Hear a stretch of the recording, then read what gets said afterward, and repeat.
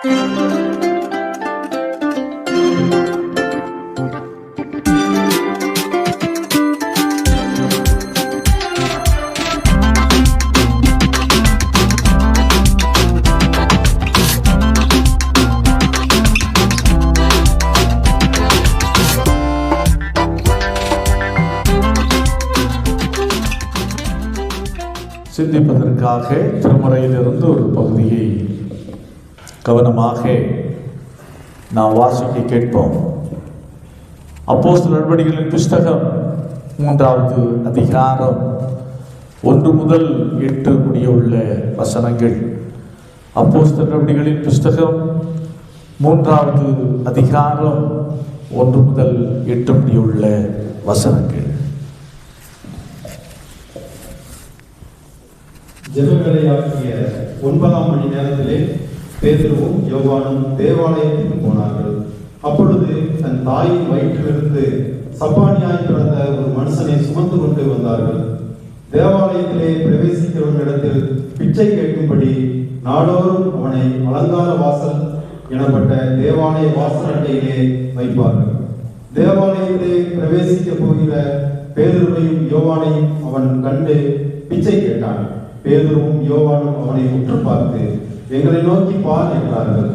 அவன் அவர்களிடத்தில் ஏதாயிலும் கிடைக்கும் என்று எண்ணி அவர்களை நோக்கி பார்த்தான்.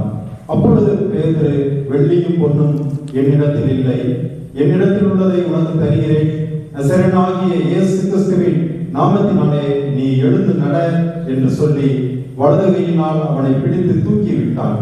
உடனே அவனுடைய கால்களும் கரடுகளும் பலன் கொண்டது. அவன் குதித்தெழுந்து நின்று நடந்தான். நடந்து குதித்து தேவனை துதித்துக் கொண்டு அவருடனே கூட தேவாலயத்திற்குள் பிரவேசித்தான்.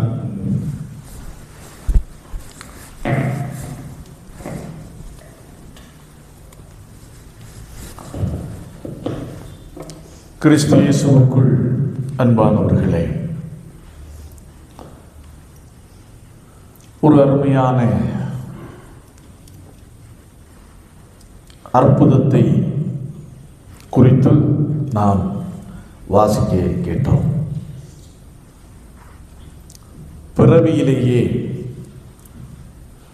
சப்பானியாய் பிறந்து வளர்ந்து ஒரு மனிதனை இயேசுவின் நாமத்தில் எழுப்பி நடக்க செய்த ஒரு அற்புதமான ஒரு நிகழ்வு. கடையனோடை என்ற ஒரு பகுதி தூத்துக்குடி பக்கத்திலே இருக்கிறது. அந்த இடத்திலே கடையனோடை என்ற இடத்தை சார்ந்தவர் பாக்கியநாதன் அவர்கள். பக்தி குடும்பத்திலே பிறந்து வளர்ந்து விசுவாசத்திலே சிறந்து விளங்கி இசை ஞானத்திலேயும் சிறந்தவராக திகழ்ந்தார். ஆசிரியர் பயிற்சியை முடித்தவருக்கு 1970 ஆண்டு நவம்பர் மாதம் 11ஆம் நாள் திருமணம் நடக்கிறது.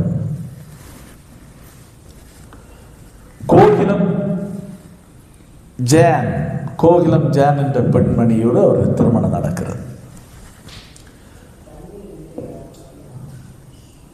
குடும்ப வாழ்க்கை சிறப்பாக போய்கொண்டிருக்கிறது. நல்ல முறையில் இல்லற வாழ்க்கை, இல்லற பயணம் மென்மையாக போய்கொண்டிருக்கிறது. இந்த நிலையிலேயே இந்த பாக்கியநாதன் அவருடைய துணைவியார் திடீரென்று காய்ச்சல் வருகிறது. ஒரு நாள் காய்ச்சல், 2 நாள், 3 நாள் என்று காய்ச்சல் குறையவே இல்லை. ஆகையினால் மருத்துவரிடத்திலே, அருகிலே இருக்கிற மருத்துவரிடத்திலே அழைத்து சென்றார்கள். அழைத்து சென்ற போது மருத்துவர் பரிசோதித்து விட்டு பாக்கியநாதன் அவர்களை தனியாக அழைத்து போய் அவரை வசைப்பாடினார். இதுவரை நீங்கள் என்ன செய்து கொண்டிருந்தீர்கள்? உங்கள் மனைவிக்கு டிபி முற்றி போய்விட்டது, ரொம்ப கஷ்டம். ஆகையினால் உடனே நீங்கள் பெரிய ஆஸ்பத்திரிக்கு நீங்கள் என்ன செய்யுங்கள், அழைத்து செல்லுங்கள் அப்படி என்று அவர் கூறினார். வெறும் ஒன்றுமே புரியலை, என்ன செய்வது? பெரிய ஆஸ்பத்திரி போறதில்லை பிரச்சனை, பெரிய ஆஸ்பத்திரிக்கு கொண்டு செல்வதற்கு என்ன வேணும்? காசு வேணும். என்ன செய்வது என்று அவர் திக்குமுக்காடி போய் நிற்கிறார். போதகரை பார்த்து கேட்கிறார். போதகரிடத்திலே, தன்னுடைய போதகரிடத்திலே, ரெவரண்ட் சாலமன் சைமன் என்ற போதகரிடத்தில் போய் உதவி கேட்கிறார். அப்போது அவர் சொல்லுகிறார், நாம் இன்னைக்கு ஜெபிப்போம், இன்றைக்கு என்னிடத்தில் எதுவுமே இல்லை, இன்றைக்கு ஜெபிப்போம், நாளைக்கு பார்த்துக் கொள்வோம் அப்படி என்று சொல்லி அவர் அனுப்பி வைக்கிறார். இவர் அன்றைக்கு இரவு இந்த பாக்கியநாதன் தன்னுடைய மனைவியினுடைய படுக்கை அருகே முழங்காலை முடக்கி நின்று பாரத்தோடு ஜெபித்தார். ஆண்டவரே, இசை வழியாக உம்முடைய ஊழியத்தை செய்து கொண்டிருக்கிற ஒரு அடியான் நான், என் மனைவிக்கு இந்த நிலைமை ஏற்பட்டு இருக்கிறது, என்னை கண்ணோக்கி பாரும், எனக்கு இறங்கும் அப்படி என்று சொல்லி அவர் கண்ணீர் விட்டு அவர் ஜெபித்தார்.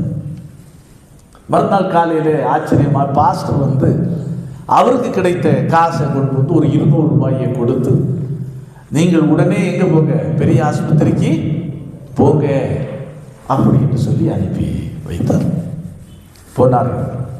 எல்லா பரிசோதனையும் முடித்து விட்டு டாக்டர் சொன்னார், உங்கள் மனைவிக்கு யார் காச நோய் என்று சொன்னது?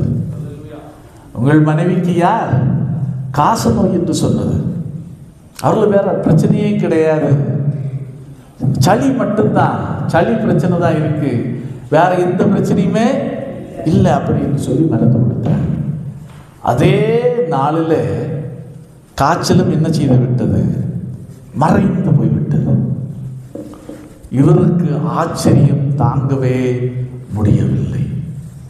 நேற்றைக்கு அந்த டாக்டர் சொல்லுகிறார், டிபி நோய் என்ன செய்து விட்டது, முற்றி போய்விட்டது, ரொம்ப சீரியஸ் கண்டிஷன், உடனே நீங்கள் ஆஸ்பத்திரிக்கு, பெரிய ஆஸ்பத்திரி கொண்டு போங்க அப்படின்னு சொல்லி அனுப்பி வைக்க, இந்த டாக்டர் இங்கே என்ன சொல்லுகிறார், ஒன்றுமே இல்லை, ஒன்றுமே இல்லை, நீங்கள் கூட்டிட்டு போங்க, இது சாதாரணமான சளியும் காய்ச்சல் தான், சரியாகிவிடும் என்று சொல்லி அனுப்புகிறார். சந்தோஷம் தாங்க முடியல. வீட்டிற்கு வந்தார். தன்னுடைய இல்லத்தில் இருந்து அனுபவத்தோடு ஆண்டவருக்கு ஏதாவது செய்யணுமே, இதுவரையிலும் ஒரு பெரிய மாபெரும் அற்புதத்தை செய்தேன், என் ஆண்டவருக்கு நான் ஏதாவது செய்யணுமே அப்படி என்று சொல்லிதான் ஒரு பாடலை அவர் அந்த தருணத்திலே நன்றியோடு எழுதுகிறார். என்ன பாடல் என்று சொன்னால், நான் நேசிக்கும் தேவன் இயேசு என்றும் ஜீவிக்கிறார், அவர் நேற்றும் இன்றும் நாளை என்றும் மாறாதவர், அவர் நேற்றும் இன்றும் நாளை என்றும் மாறாதவர் சொல்லுகிறார்.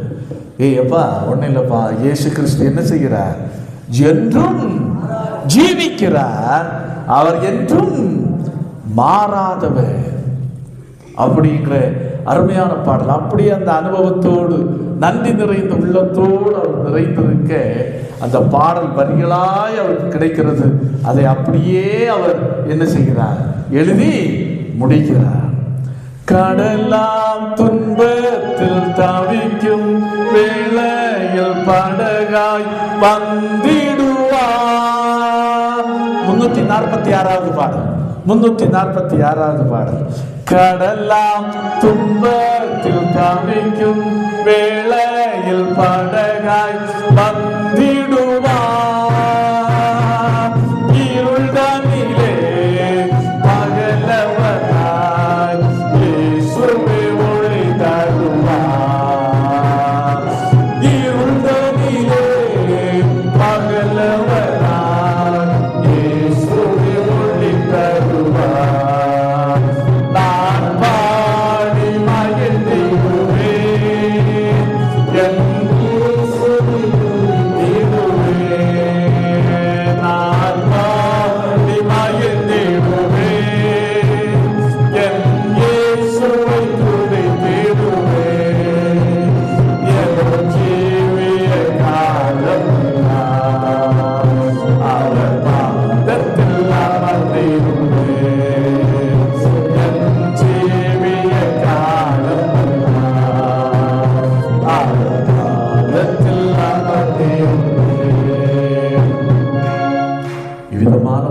பெரிய அற்புதத்தின் நடுவிலே எழுதப்பட்ட நன்றி பெருக்கோடு எழுதப்பட்ட பாடல் தான் இந்த பாடல். நான் நேசிக்கும் தேவன் இயேசு என்றும் ஜீவிக்கிறார் என்ற பாடல்.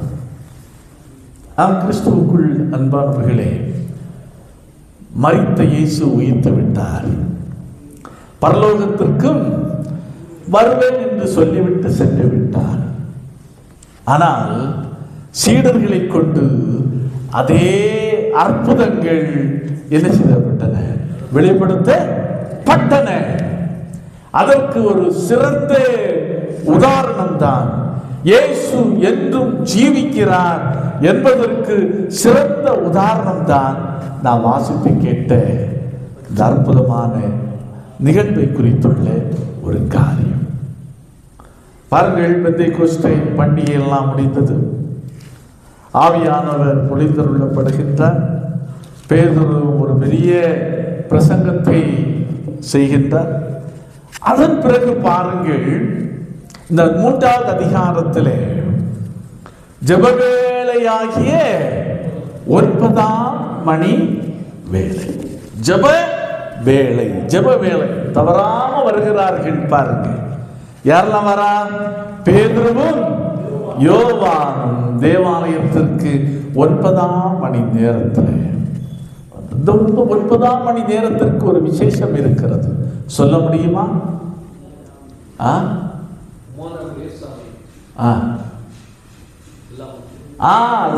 எல்லாம் முடிந்தது. 9ஆம் மணி நேரத்தில் எல்லாம் முடிந்தது என்று சொன்னது எத்தனாம் மணி நேரத்தில்? சிலுவையிலிருந்து 9ஆம் மணி நேரத்தான். அப்போ இங்க பாரு, 9ஆம் மணி நேரத்தில் தேவாலயம் ஏதோ ஒரு சிறப்பு அந்த நேரத்துக்கு அவங்க வச்சிருக்கிறாங்க. தேவாலயத்துக்கு வருகிறார்கள். அங்கே ஒரு மனுஷனை நாம் பார்க்கிறோம். தேவாலயத்தின் வாசலிலே வேத அழகாய் சொல்கிறது, 2வது வசனம், தாயின் வயிற்றிலிருந்து சப்பானியாய் பிறந்த ஒரு மனுஷனை சுமந்து கொண்டு வந்தார்கள்.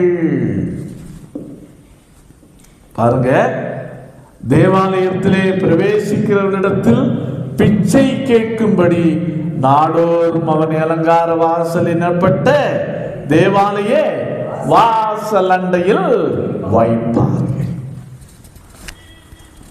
நன்றாக நீங்க பிறவிலேயே சப்பானி. அவனுக்கு வயசு என்ன தெரியுமா? வேதம் அழகாய் சொல்கிறது. அப்போஸ்தலர் நடவடிக்கைகள் புஸ்தகம் 4வது அதிகாரம் 22வது வசனம்.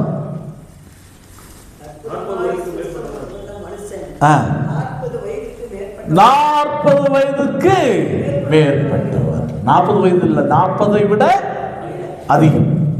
அப்ப நினைத்து பாருங்க, தாயின் வயிற்றிலே பிறக்கும் போதே அவன் சப்பானி, வேற பிழைப்புக்கு வேற வழி இல்லை.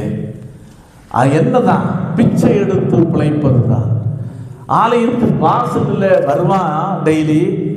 எதற்காக? ஆண்டவர் தொழுது கொள்ள அல்ல, எதற்காக? பிச்சை எடுப்பதற்காக. அதுதான் அவனுக்கு வாழ்வாதாரம். அவனை எப்படி கொண்டு வருவார்கள்?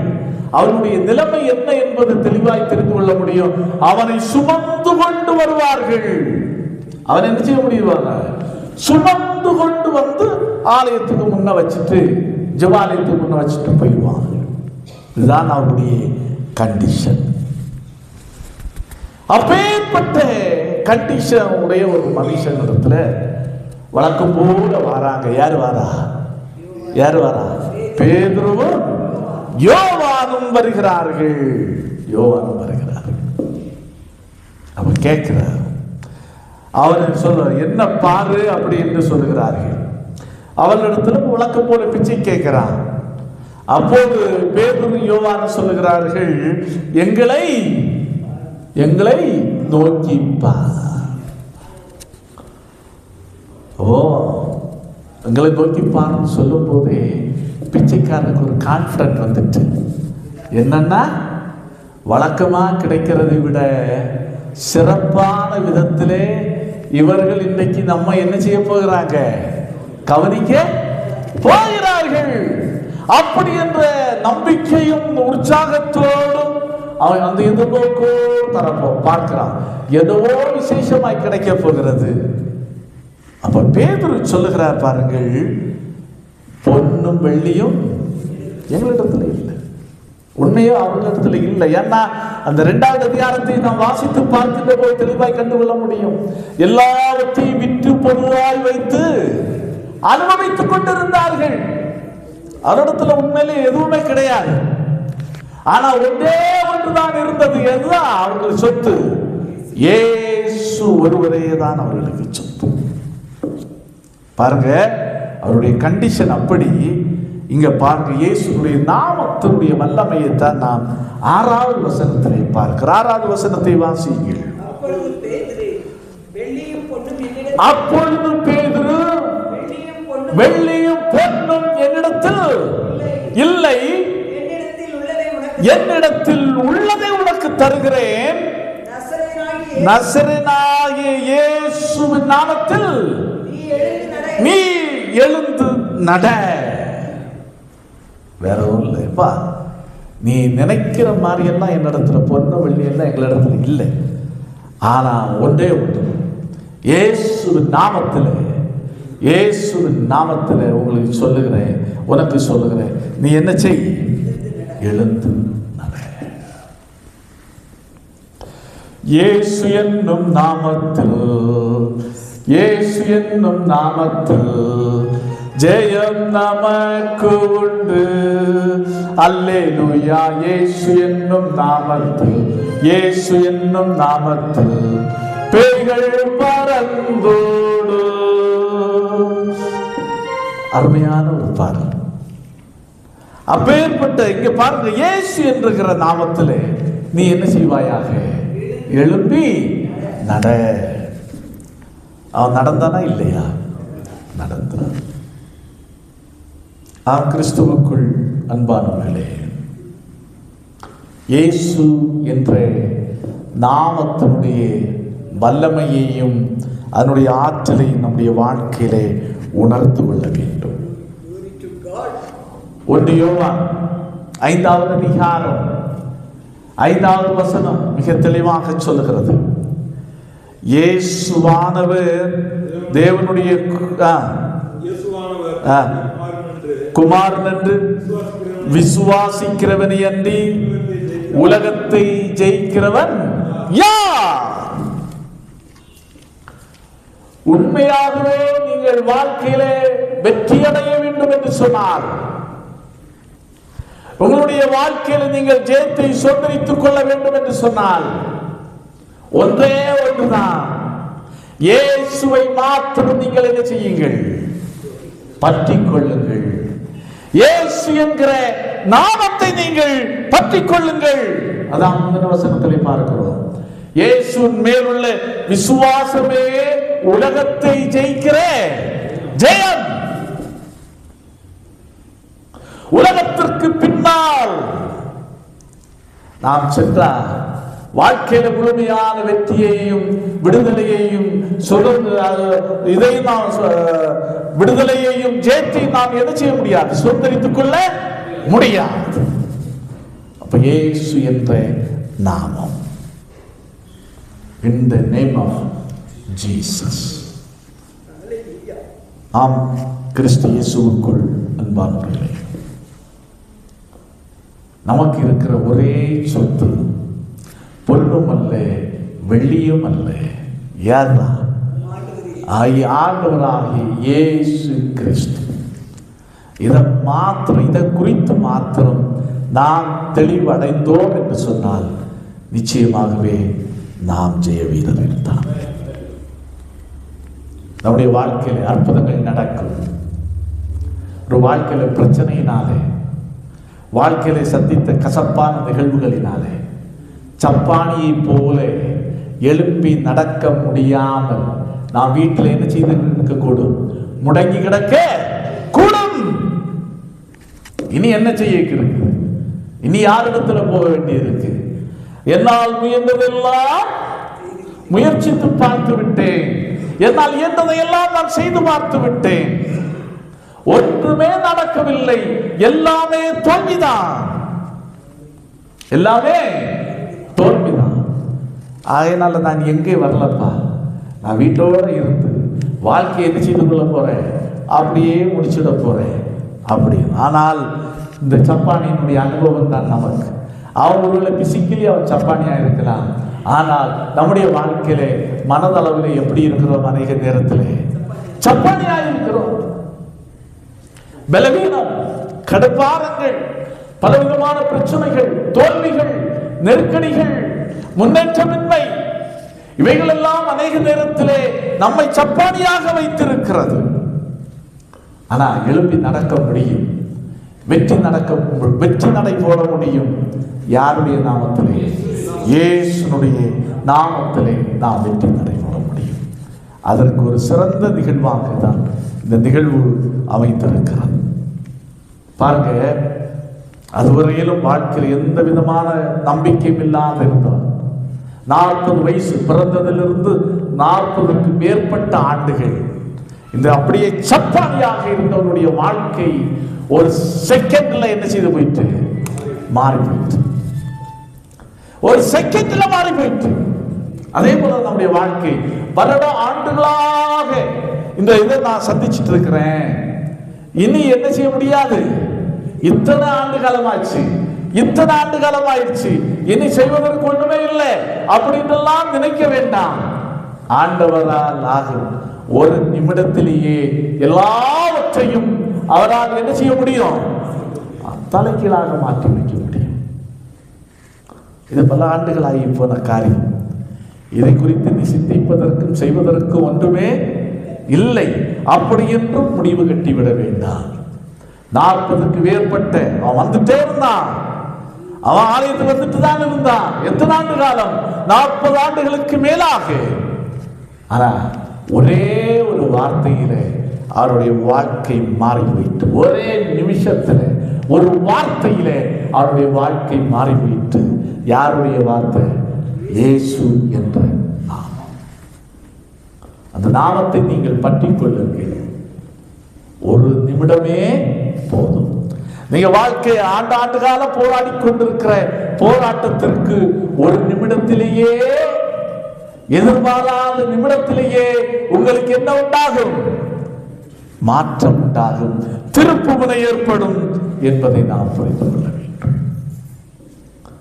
அடுத்ததாக இந்த சுகப்பெற்ற சப்பானி பாருங்க, செய்த 3 காரியங்களை தான் அடுத்த பின்வரும் வசனங்களிலே நாம் பார்க்க முடியும். வாசியங்கள் பார்க்கலாம். 8வது வசனம். அவன் குதித்து எழுந்து நின்று நடந்தான். நடந்து குதித்து தேவனை துதித்து கொண்டு அவர்களுடனே கூட தேவாலயத்திற்குள் பிரவேசித்தார். பாருங்க, கடவுள் என்ன கொடுத்தாரோ அதை அவன் பயன்படுத்துகிறான். எத்தனையோ ஆண்டு காலம் இந்த ஆலயத்துக்கு முன்ன இருக்கிறேன், ஏதோ 2 பேர் வந்தானுங்க, இயேசு நாமத்தில் எழுப்பி நட அப்படின்னு சொல்லி சொன்னாங்க. இது என்ன, இது ஆகக்கூடிய காரியமா அப்படி என்று என்ன செய்திருக்கணும்? அவன் இருந்திருக்கணும். அவன் அதை பயன்படுத்தினான் விசுவாசத்தோடு. அவன் என்ன செய்தான்? விசுவாசத்தோடு அதை பயன்படுத்தி கொண்டான். வேதம் சொல்லுகிறது, அவன் குதித்து எழுந்து நின்று நடந்தான். அடுத்து என்ன செய்கிறான் பாருங்கள், கடவுளை துதிக்க ஆரம்பித்து விட்டான். இதுவரையிலும் ஆலயத்துக்கு முன்பாக இருந்து எனக்கு ஏதாவது தாருங்கள் தாருங்கள் தாருங்கள் என்று கேட்டுக்கொண்டிருந்த ஒரு மனிதனுடைய வாழ்க்கை சில நிமிடங்களுக்குள்ளாக மாறி போகிறது. அவன் என்ன செய்ய ஆரம்பிக்கிறான்? இப்போது கடவுளை துதிக்க ஆரம்பித்தான். மட்டுமல்ல, அவர்கள் யாரோடு அவன் என்ன செய்கிறான் பாருங்கள். அவன் எங்கே நுழைகிறான்? இப்போது ஜெப ஆலயத்திற்குள்ளே நுழைகிறான். பாருங்க, எவ்வளவு பெரிய திருப்புமுனை, எத்தனையோ ஆண்டு காலம் வந்து கொண்டிருக்கிறான். அவன் நிச்சயமா ஜெபாலயத்துக்குள்ள போயிருக்க மாட்டான். போகவும் விட்டிருக்க முடியாது, விட்டிருக்கவும் மாட்டாங்க. ஆனால் இப்போது அவன் வேற எங்கேயும் ஓடல. கடவுளை துதித்தான். தன்னுடைய இயேசுனுடைய சீடர்களோடு சேர்ந்த அப்போஸ்தலரோடு சேர்ந்து எங்கே சென்றான்? தேவாலயத்திற்குள் சென்றான். பாருங்க, இப்பேற்பட்ட ஒரு பெரிய மாற்றம் நிகழ்ந்து இருக்கிறது என்பதை நாம் பார்க்க வேண்டும். ஆம், கிறிஸ்து இயேசுவுக்குள் அன்பானவர்களே, நம்மையும் ஆண்டவர் பிரச்சனையினாலே சப்பானியாய் மனம் மூலமுத்து கிடக்கிற நம்மையும் எழுப்பி நடக்க செய்ய முடியும். எழுப்பி நடக்க செய்ய முடியும். ஆகவே இந்த நாளிலே உணர்வோம், ஆண்டவரை நாம் விசுவாசிப்போம். அதான் பாக்கியநாதன். பாருங்க, என்ன அருமையா ஆண்டவரை நாகப்பா. கையில் காசு இல்லை, பெரிய ஹாஸ்பிட்டலுக்கு போனோம், என்ன செய்வதுன்னு தெரியல இருந்தவனுக்கு, என்ன செய்வதுன்னு தெரியாமல் இருந்த பாக்கியநாதனுக்கு ஒன்றே ஒன்று தெரிந்தது. என்ன தெரிந்தது? இயேசு என்ற நாமம். அந்த நாமத்தை நோக்கி கூப்பிட்டார், அற்புதத்தை சுதந்திரித்துக் கொண்டார். இயேசு என்ற நாமத்திலே பிறவியிலேயே சப்பானியா இருந்த ஒரு மனிதன் எழுப்பி என்ன செய்தான்? நடந்தான். ஆண்டவர் நிச்சயமாய் நம்முடைய வாழ்க்கையில் அற்புதத்தை செய்வார். இயேசு என்ற நாமத்தை பற்றி கொள்வோம். ஆழமான விசுவாசத்தை அவர் பெயரிலே, நாமத்தின் பேரில் வைப்போம். நாம் ஜெய வீரர்களாய், வெற்றி வீரர்களாய் திகழ முடியும்.